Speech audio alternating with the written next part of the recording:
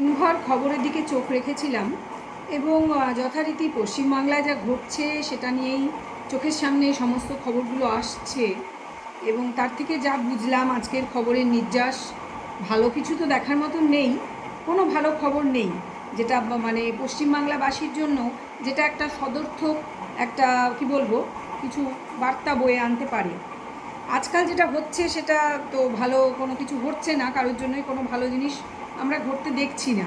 সবচেয়ে বড় ক্ষতি যেটা হয়ে যাচ্ছে সেটা অবশ্য করেই শিশু বা যারা মানে স্কুলে যায়, শিশু বলবো না কারণ একেবারে বাচ্চারা যেমন স্কুলে যায় ক্লাস 12 পর্যন্ত প্রত্যেকেই স্কুলে যায় এবং 88% বাচ্চা আমাদের পশ্চিমবাংলায় সরকারি স্কুলে যায় বা সরকার পোষিত স্কুলে যায়।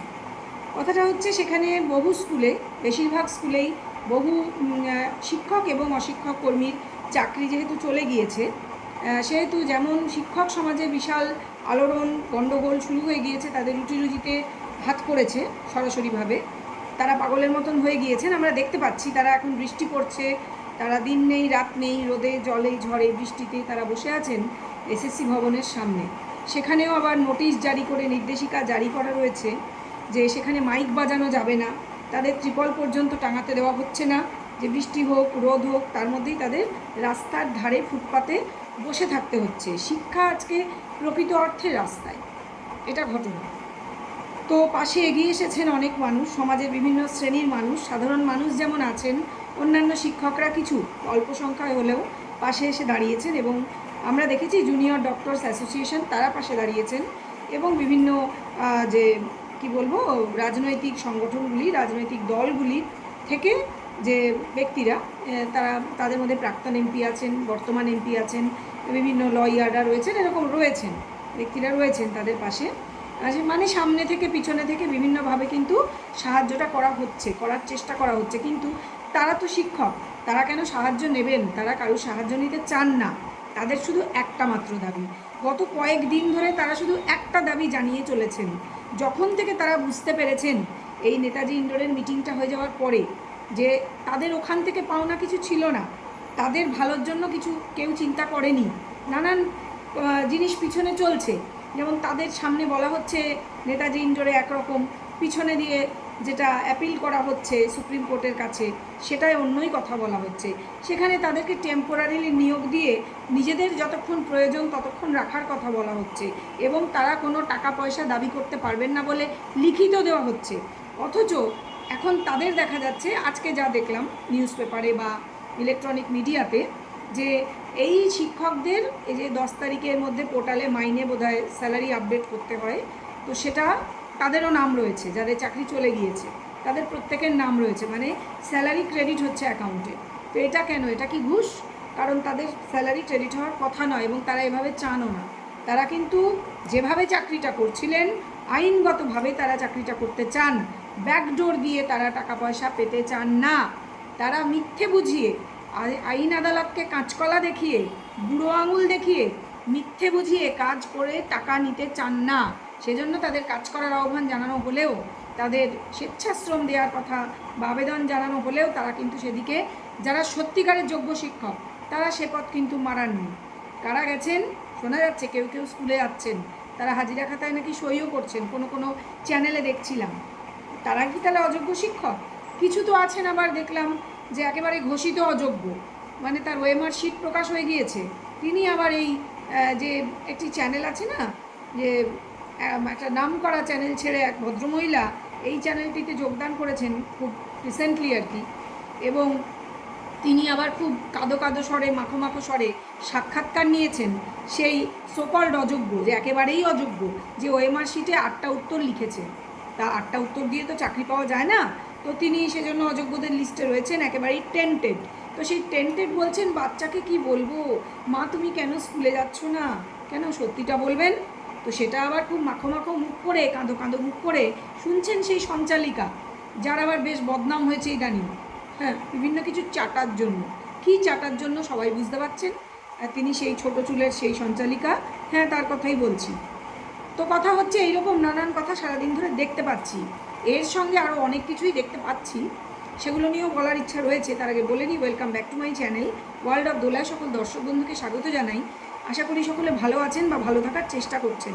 হ্যাঁ, ভালো আমাদের থাকার চেষ্টা করতে হবে, কারণ শত অড থাকুক, শত খারাপ কিছু থাকুক, তার মধ্যে থেকেও ফিনিক্স পাখির মতন আমাদেরকে আবার বেঁচে ফিরতে হবে, উঠে আসতে হবে। মন খারাপ করে পিছিয়ে বসে থাকলে চলবে না, দাঁড়াতে হবে এই যোগ্য শিক্ষকদের পাশে, সেটা অতি অবশ্যই। হ্যাঁ, যোগ্য শিক্ষক বলছি কারণ এখনও প্রমাণিত নয় যে এদের মধ্যে অযোগ্য শিক্ষক মিশে আছেন, বোঝা যাচ্ছে, কিন্তু কে অযোগ্য কে যোগ্য প্রমাণিত নয়। প্রত্যেকেই নিজেকে যোগ্য বলে দাবি করছেন, কান্নাকাটিও অনেকে করছেন। কান্নাকাটি করাটা আমার মনে হয় সমীচীন নয়, আপনাদের শক্ত হতে হবে, কারণ যারা কাঁদে তারা দুর্বল, এবং দুর্বল মানুষের জন্য এই পৃথিবীটা নয়, এটা কিন্তু ঘটনা। কথা হচ্ছে শিক্ষক সমাজের যখন পেটের লাথি আর পেটের লাথি এবং পিঠের লাঠির বাড়ি দুটো একসঙ্গে কালকে আমরা পড়তে দেখে স্তম্ভিত হয়ে গিয়েছি। হ্যাঁ, প্রত্যেকেই হয়েছি, এবং দেখেছি যে কীভাবে পুলিশ এদেরকে পেটাচ্ছে। এবং এরা যে হাতে অস্ত্র নিয়ে ঢুকেছিলেন সেই ডিআই অফিসে, তা কিন্তু নয়, অস্ত্র নিয়ে ঢোকেননি। কত জঙ্গিপানা হচ্ছে কত দিকে আমরা দেখতে পাচ্ছি, পুলিশের গাড়ি আক্রমণ করা হচ্ছে। পুলিশ তখন দোকানে একজন দেখলাম দোকানদার বলছেন কি করব, বলছে কাকা দোকানে একটু জায়গা দিন, আমাদের নালে মেরে ফেলবে। পুলিশের গাড়ি উল্টে তাতে আগুন ধরিয়ে দেওয়া হচ্ছে। হ্যাঁ, মুর্শিদাবাদের জঙ্গিপুরে আমরা দেখেছি, অথচ সেখানে পুলিশের একরকম ভূমিকা। আবার এখানে কালকে দেখলাম সাংঘাতিক মারমুখী ভূমিকা। শোনা যাচ্ছে যিনি নির্দেশ দিয়েছিলেন তিনি একজন মহিলা পুলিশ, তো তাকে নাকি আজকে শুনছি, এখন কিছুক্ষণ আগে শুনলাম তাকে জবাবদিহি করতে বলা হয়েছে যে এটা কেন তিনি নির্দেশ দিয়েছিলেন, কারণ শিক্ষকের গায়ে যেন আর হাত না দেওয়া হয়। শোনা যাচ্ছে এখন বর্তমানে আজকে থেকে এই নির্দেশ বলবৎ হয়েছে। কতটা সত্যি বলতে পারবো না, সেটা ভবিষ্যতই বলবে। কারণ শিক্ষকের কাছে না আমাদের প্রত্যেককেই যেতে হয়। আমরা যখন একদম শিশুকাল থেকে, মা আমাদের প্রথম শিক্ষক, প্রত্যেকের মা, আমরা সেটা জানি, কিন্তু তবুও স্কুলে যখন যেতে শুরু করে একটি সন্তান, শিশু সন্তান, তার কাছে কিন্তু শিক্ষকই তার আদর্শ। সেই জন্য শিক্ষকের কাছে প্রত্যেককেই যেতে হয়েছে। সে আজ হয়তো পুলিশ হয়েছে, কেউ আজ হয়তো জজ হয়েছে, কেউ আজ হয়তো ডাক্তার হয়েছে। ডাক্তাররাও সেটাই বলেছেন যে আমরাও কিন্তু কোনো শিক্ষকের কাছেই গিয়ে পড়াশোনাটা শিখেছি। শিক্ষক কিন্তু শুধু ওই বইয়ের পাতা থেকে পড়িয়ে দুপাতা পড়িয়ে দেন না বা সিলেবাস শেষ করার জন্য শিক্ষক বলে আমি মনে করি না। আদর্শ শিক্ষক তো তিনি, যিনি মানুষকে গড়ে দেন, মানুষের চরিত্র গড়ে দেন, তাকে ঠিকটাকে ঠিক আর ভুলটাকে ভুল এটা চিনতে শেখান, বলতে শেখান, প্রতিবাদ করতে শেখান। তিনি হচ্ছেন আদর্শ শিক্ষক। ধরে নেব যারা যোগ্য বলছেন নিজেদের, তারা প্রত্যেকেই আদর্শ শিক্ষক।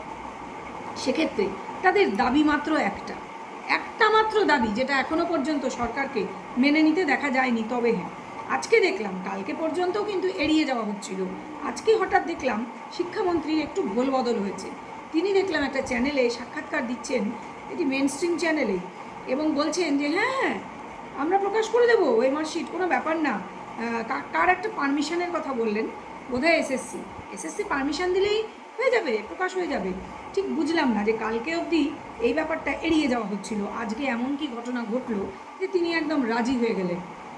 জানি না, আমি বলতে পারবো না, এর পিছনেও কোনো গভীর রহস্য নেই, তো হয়তো নেই বা হয়তো আছে, তিনি বলতে পারবেন। কথাটা হচ্ছে সেটাও না হয় ছেড়ে দিচ্ছি, যদি তারা প্রকাশ করেন যোগ্যর লিস্ট, মানে কে কত নম্বর পেয়েছেন বা ওয়েমার শিটগুলো জাস্ট এসএসসির ওয়েবসাইটে আপলোড হয়ে যাওয়া যাক, এটাই কিন্তু শিক্ষকরা চাইছেন। শিক্ষক শুধু নয়, তাদের পাশে যারা আমরা সকলে আছি সকলেই এটাই চাইছি যে ওয়েমার শিটটা প্রকাশ হোক, তাতে তো সরকারের স্বচ্ছতাটাও প্রমাণ হবে যে সরকারের মনে কি আছে, সে কেন আড়াল করতে চাইবে। লোকের মনে হচ্ছে আড়াল করতে চাইছে, দমনমূলক নীতি প্রয়োগ হচ্ছে। হ্যাঁ, চোখের সামনে দেখা গেছে সেটা, যে শিক্ষকদের মারা হচ্ছে, যোগ্য শিক্ষকদের, যারা বলছেন নিজেদের যোগ্য, তারা ডিআই অফিসে গিয়েছিলেন, তাদের অপরাধ ছিল, তারা ডিআই অফিসে গিয়েছিলেন। কালকে শিক্ষামন্ত্রী প্রশ্ন করেছিলেন সাংবাদিকদেরকে ওরা কেন গিয়েছিলেন, ওদের যাওয়ার কী প্রয়োজন ছিল। ওদেরকে তো অ্যাসিওরেন্স দেওয়া হয়েছিল উপযুক্ত জায়গা থেকে সেদিন স্টেডিয়ামে, যে আপনাদের কোনো চিন্তা নেই, আপনারা স্কুলে যান। কিন্তু তারা তো জানেন, তারাও কিন্তু পড়াশোনা শিখেছেন, তারাই পড়াশোনাটা শিখেছেন আসলে। তারা তো জানেন যে একবার সুপ্রিম কোর্ট আইন বলবৎ করে দিলে, যে তাদের যে ভার্ডিক্ট হয়ে গেলে সেই কাজটা করা মানে কন্টেম্পট অফ কোর্ট হয়। সেই জন্য তারা যাননি স্কুলে, এবং তারা মাইনে তুলতেও হেজিটেট করবেন। তারা আদৌ ক্রেডিট হলেও সেই মাইনে তুলবেন কি না, ব্যবহার করবেন কি না, ডাউট আছে। কারণ যারা জানেন জিনিসটা, তারা জানেন তারা কিসের আন্ডারে পড়তে পারেন, জেনে বুঝে তারা সেই পাপের ভাগী কেন হবেন। যতক্ষণ না সমাধান হয়, সমাধান হচ্ছে ওয়েবসাইটে ওয়েমার শিটগুলো আপলোড করে দেওয়া। তারা শুধু তাদের এই একটা দাবি নিয়েই এই ঝড় জলের মধ্যেও, রোদের মধ্যেও তারা কিন্তু এসএসসি অফিসের সামনে সারা দিন রাত 24 ঘন্টা বসে আছেন। গতকাল রাত্রির থেকে আজকে রাত্রির হয়ে গেছে, এখন রাত 11টা বাজে, প্রায় 11টা বাজে। কথাটা হচ্ছে যে এই যে তারা মানে এই জিতটা মানে ধরে আছেন, এটা একদমই ঠিক করছেন, এটা আমার বিশ্বাস। এবং তারা প্রত্যেকের সমর্থনও পাচ্ছেন খুব স্বাভাবিকভাবেই। এবং এখন দেখা যাচ্ছে, আমি যে বললাম যে শেষ পর্যন্ত দেখলাম সরকার রাজিও হয়ে গেছে, হয়তো তারা দেখিয়ে দেবে, কিন্তু কার পারমিশনের কথা বলছে এটা আমার মাথায় ঢুকলো। তো জানি না কার নির্দেশে, শোনা যাচ্ছে ওই ভদ্রমহিলার নির্দেশে পুলিশ এইভাবে লাঠি পেটা শুধু করেছে, তাই না, লাঠি ভেঙে যাওয়ার পরে লাথি মেরেছে। এই যে পুলিশ যিনি করেছেন জিনিসটা, একজনকেই করতে দেখা গেছে, তারও তো কেউ শিক্ষক ছিলেন। তো সেই শিক্ষক মানে তার নিজের যারা শিক্ষক ছিলেন, তিনিও তো স্কুল কলেজে পড়েছেন, তিনি কি কোনো শিক্ষা পাননি যে একজন শিক্ষকের সঙ্গে ঠিক কত দূর যাওয়া যেতে পারে? তাদের হাতে তো কোনো অস্ত্র ছিল না, তাহলে তাদেরকে এইভাবে মারধর করা, মাটিতে ফেলে কুকুরের মতন, বেড়ালের মতন। শুধু উনি নন, আরও আমি দেখেছি জিন্সের প্যান্ট পরা, টি শার্ট পরা, মাথায় হেলমেট পরা, এরা কারা? এরা কি হোমগার্ড? এরা কারা? এরাও কিন্তু প্রচণ্ড বাজেভাবে পিটাচ্ছিলেন। আমি জানি না তারা কারা, কিন্তু পেটাচ্ছিলেন, এটা ঘটনা। অসহায় শিক্ষকরা বিশ্বাস করতে পারছিলেন না। তারা প্রথমটায় অবাক হয়ে তাকিয়েছিলেন, তারপর বুঝলেন যে তারা মার খাচ্ছেন। কারুর কোনো শিক্ষকেরও তো ছাত্র এরা ছিল, যে মারছে সে তো কোনো শিক্ষকেরই ছাত্র ছিল, সেও তো লেখাপড়া শিখেছে, কিছু পুঁথিগত বিদ্যাই হয়তো, কিন্তু শিখেছে তো। তার একই শিক্ষা হয়েছে যে সে শিক্ষকের গায়ে হাত তুলছে, শিক্ষককে মার খেতে হচ্ছে, লাথি খেতে হচ্ছে, এবং নিজের শরীর থেকে জামা প্যান্ট খুলে দেখাতে হচ্ছে সংবাদ মাধ্যমের সামনে যে না, হালকা মৃদু লাঠিচার্জ নয়, আমাদেরকে এইভাবে মারা হয়েছে। তাদের কতটা গভীরভাবে মারা হয়েছে, রক্ত বেরিয়ে এসছে জামা প্যান্টের উপর দিয়ে মার খাওয়ার পরে, সেটা তাদের দেখাতে হচ্ছে। এর চেয়ে লজ্জাজনক বোধহয় সমাজের পক্ষে আর কিছু হতে পারে বলে আমার তো মনে হয় না। আমার কেন, কারুরই মনে হয় না। না না, একজনের আছে মনে হয়, তিনি হচ্ছেন সেই কবি যাকে সেদিন আমরা স্টেজের উপর ইনডোর স্টেডিয়ামে দেখেছিলাম। যে কবি খুব গদগদ মানে চিত্তে খুব বন্দনা করছিলেন, দেবী বন্দনা। তো তিনি আজকে শিক্ষকদের বিরুদ্ধে কবিতা লিখেছেন। মানে কি বলবো, এদের প্রতি না ঘৃণাও আসে না, মানে অদ্ভুত ফিলিং হয় যে এরা আদৌ মানুষ। তো সত্যি বলছি, এটা কিন্তু মনে হয়েছে যে এরা কি আদৌ মানুষ? মানে এদের মধ্যে কি, এরাও কি কোনো শিক্ষকের কাছে কোনো কালেই পড়াশোনা করেননি? এদের ভিতরে এতটাই ছিল এইসব জিনিস যে শিক্ষকের বিরুদ্ধে এইভাবে কথা বলছেন। মানে কি বলবো, প্রকৃত শিক্ষা থাকলে তিনি কবি হন, তিনি ডাক্তার হন, তিনি যেই হন, তিনি উকিল হন, এই কাজটা কেউ করতে পারেন বলে সজ্ঞানে আমার মনে হয় না, করতে পারে না। তাকে কবিতা লিখতে হলো আজকে, সেটা আবৃত্তি করতে হলো সংবাদ মাধ্যমের সামনে। কারণ এটা ওই যে বললাম, কিছু পেতে হলে কিছু তো দিতে হয়, তাকে পেতে হচ্ছে অনেক কিছু, পেতে হবে তার মনের মধ্যে আছে, ওদের দিতেও তো তাকে হবে। সাপ্লাই সাপ্লাই, আরে ডিমান্ড অ্যান্ড সাপ্লাই, সে কথাই তো বলছি।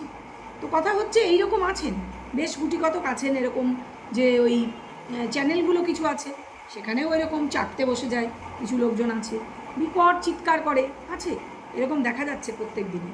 কিন্তু এতে করে সবচেয়ে ক্ষতি যেটা হয়ে যাচ্ছে সেটা হচ্ছে শিশুগুলো যারা স্কুলে যায়, তারা এখনও বড় হয়নি সেভাবে কথা বলার মতন, মানে আমাদের মতন করে গুছিয়ে নিজের কথা বলার মতন।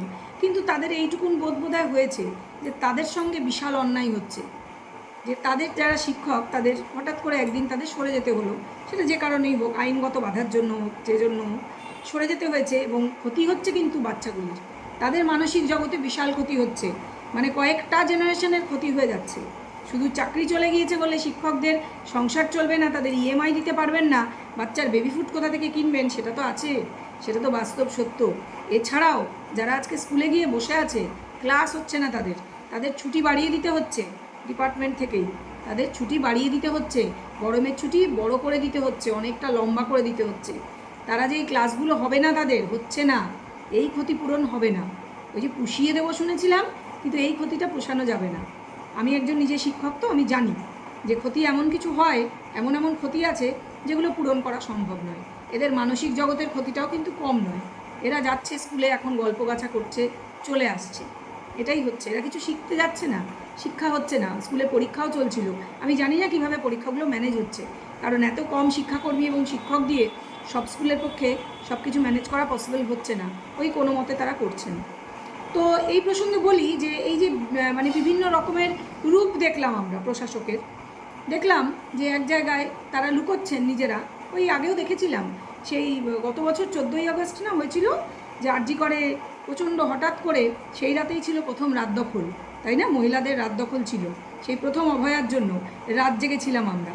তারপরে হয়েছিল যেটা, সেই রাতেই রাত 1টার সময় আরজি করে অ্যাটাক হয়েছিল, এবং তখনও আমরা পুলিশের সেই ভূমিকা দেখেছিলাম। তারা লুকিয়ে পড়েছিলেন এবং যথেচ্ছ ভাঙচুর করেছিল একদল গুন্ডা। হ্যাঁ, আমি গুন্ডাই বলবো, হুলিগানস। মারধর করেছিল বোধহয় সিস্টারদের, আমি জানি না।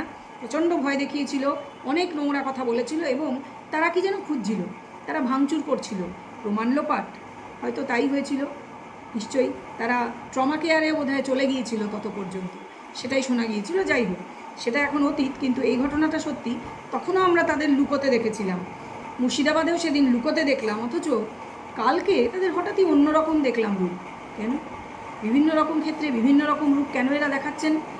হয়তো তারা ওই যে বলেছি আমি আমার আগের ভিডিওতে, তাদের এভাবে করতে হচ্ছে কারণ তাদেরও চাকরির ব্যাপার, সরকারি জব করেন, ট্রান্সফার হয়ে যাবেন কোন বন জঙ্গলে তার ঠিক নেই, নিশ্চয়ই তাদের উপরও প্রেশার আছে। তবে ওই যে বললাম, ভেতরে যে আত্মা না সবারই তো আছে, প্রত্যেকেরই শিক্ষকের কাছেই পড়াশোনাটা শিখেছেন। কারণ ডাক্তারের কাছে গেলে তো আপনি পড়াশোনা শিখতে পারবেন না, বা রাঁধুনির কাছে গেলেও আপনি পড়াশোনা শিখতে পারবেন না, আপনার ঘরে যিনি সহায়ক কাজ করেন তার কাছেও পারবেন না। আপনি শিখবেন কিন্তু শিক্ষকের কাছেই। এবং আপনার যে সন্তান, তাকে আপনি কি শিক্ষা দেবেন, কি দিয়ে যাবেন আপনার পরের জেনারেশনকে? এই শিক্ষা যে তার বাবা শিক্ষক পেটায়, আর আপনার বাচ্চাও তো শিক্ষক পেটাতেই শিখবে, তাহলে এই শিক্ষা দিয়ে যাবেন? সেই জন্য এত কষ্ট করছেন, এত বদনাম কুড়াচ্ছেন? ভেবে দেখবেন, একটু ভেবে দেখবেন যে আপনারও কিন্তু শিক্ষক ছিল, কেউ না কেউ আপনারও শিক্ষক ছিল, তাদের আজকে লজ্জায় মাথা হেঁট হয়ে যাচ্ছে আপনার মতন ছাত্র ছিল বলে। এটা না বলে না পারলাম না, কারণ এইটুকুন বলাটা আমার মনে হয় মানুষ হয়ে একটু মান আর হুঁশ দিয়ে তো মানুষ একটু বলা উচিত, এইটুকুন একটু বলা উচিত। এক্ষেত্রে আর একটা কথা বলি, একজন সকল শিক্ষিকা যিনি সুন্দরবনের ওইদিকে শিক্ষিকা মানে শিক্ষকতা করেন আমি দেখেছি, এবং তিনি বেশ আলট্রা মড এবং শাড়িটাও পরেন এমনভাবে যাতে তিনি বেশ সমালোচিত হন, আমি ডিটেল খুলে বলতে চাই না। তাকে দেখলাম একজন অযোগ্য শিক্ষিকা, যে মানে যার চাকরি চলে গিয়েছে, তিনি স্কুলে গেছেন বলে ইনি খুব খুশি হয়ে পোস্ট দিয়েছেন এফবিতে। আমি বুঝলাম না জিনিসটা, মানে ওই যে চাটবার তো একটা মানে লিমিট থাকবে আপনার, চাটছেন বুঝতে পারছি, কিন্তু লিমিট রাখবেন তো। সোশ্যাল মিডিয়ায় ট্রোল হচ্ছেন, লোকে বলছে নানান কথা, এটা হবেই, কারণ এটা বেআইনি। সুপ্রিম কোর্টের অর্ডার বেরিয়ে যাওয়ার পর এটা করা হচ্ছে, যারা যাচ্ছেন তারা বেআইনি কাজ করছেন, ঠিক আছে? তো আপনিও এই পোস্টটা দিয়ে বেআইনি কাজই করলেন, কারণ বেআইনি কাজকে সমর্থন করাটাও বেআইনি, ঠিক আছে? কারণ দেখুন, এই যে যারা পথে বসে আছেন তারা স্কুলে যাচ্ছেন না, কারণ তারা জানেন এটা বেআইনি কাজ, ঠিক আছে? তারা কিন্তু বেআইনিভাবে মাইনেও চাইছেন না, তারা চাইছেন তাদের যোগ্যতার লিস্টটা প্রকাশ্যে আসুক, এবং সেই সূত্রে তারা তাদের চাকরিটা ফিরে পান, তারা চাকরি করতে অবশ্যই যাবেন, এবং তারা তাদের স্যালারি তখন তুলবেন। এইটাই হচ্ছে কথা। আশা করি যারা সুস্থ মস্তিষ্কের মানুষ প্রত্যেকে, যারা আমার ভিডিওটা এতক্ষণ দেখলেন, তারা আমার কথাগুলি অনুধাবন করতে পারবেন। এখানে নীতির কথা বলা হচ্ছে, আমি নীতির কথা বলছি, আশা করি বোঝা গেছে, আমার বক্তব্যটা পরিষ্কার করতে পেরেছি।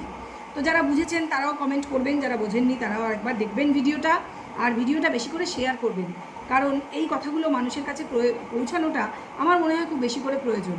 আমার ভিডিওতে বেশি ভিউজ হচ্ছে না, তাতে আমার চেয়ে আমার দর্শকরা যারা দেখছেন তারা অবাক হচ্ছেন, কারণ তারা মনে করছেন যে এই ধরনের ভিডিওগুলো বেশি করে মানুষের দেখা উচিত, ঠিক আছে? তো যাই হোক, আপনারা শেয়ার করলে আমার সেই দর্শকের আশাটা অন্তত পূরণ হয়। আমি কারোর কাছে কিছু আশা করি না। তো ভিডিও যদি ভালো লেগে থাকে, ঠিক মনে হয়ে থাকে, অবশ্যই লাইকটা দেবেন, আর সাবস্ক্রাইব করবেন যদি মনে হয় এই চ্যানেলের পাশে আপনি থাকতে চান, আপনি দেখতে চান আমার ভিডিওগুলি, এবং আপনার কাছে প্রথম নোটিফিকেশানটা যাক, অবশ্য করেই পাশে থাকবেন। এখন আসি, পরবর্তী ভিডিও নিয়ে আবার ফিরে আসব। আর ভিডিও সম্বন্ধে একটু ভাববেন, শেয়ার করবেন, আশা করি ভাববেন আপনারা প্রত্যেকেই। এখন আসি, নমস্কার।